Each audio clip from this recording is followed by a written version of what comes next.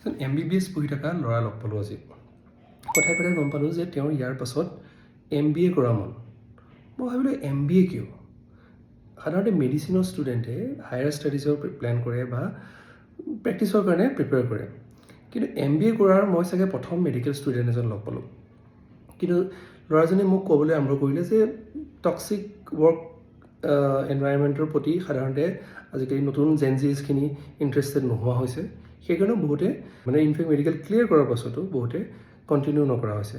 তাৰ লগতে সি আৰু এটা শ্বকিং ইনফৰ্মেশ্যন মোক দিলে যে যোৱা এবছৰৰ আগতেই 2024-25ত প্ৰায় 3000 ছিট মেডিকেল ছিট ইণ্ডিয়াত আনফিল্ড হৈ গ'ল, তাত কোনো ভৰ্তিয়ে নকৰিলে। গতিকে আমি ভাবোঁ যে মেডিকেল ছিট এটা পাবৰ কাৰণে বহুত কষ্ট হয়, অভিয়াছলি কষ্ট হয়, বহুত টান হয় নীট এক্সামটো।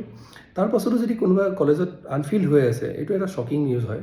সি মোক আৰু এটা ইণ্টাৰেষ্টিং কথা ক'লে যে AI এতিয়া কমপ্লিটলি ট্ৰান্সফৰ্ম কৰিছে মেডিকেল গোটেই মেডিকেল ইণ্ডাষ্ট্ৰিটো।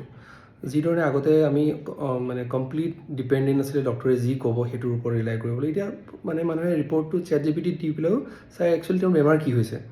আৰু সাধাৰণতে মানুহৰ হিউমেন এৰৰ থাকেই, ডক্টৰৰ ক্ষেত্ৰতো সেইটো ব্যতিক্ৰম নহয়। চ' সেই হিউমেন এৰৰটো কিন্তু AIত পোৱা নাযায়, ডেটা এটলিষ্ট পঢ়ি পেলাই AI কমপ্লিটলি দিব পৰা হৈছে। Again I am not expert in this, মই এইটো ক্ষেত্ৰত বিশেষ এক্সপাৰ্ট কমেণ্ট দিবলৈ নাযাওঁ, কিন্তু মই যিখিনি দেখিলোঁ বা যিখিনি শুনিলোঁ সেইটো আপোনালোকৰ আগত ব্যক্ত কৰিলোঁ। আপুনি কি ভাবে যে AI যদি কমপ্লিটলি ডক্টৰক ৰিপ্লেচ কৰে, আপুনি বাৰু আপোনাৰ বেমাৰ দেখাবলৈ AI এটাৰ ওচৰত যাবনে?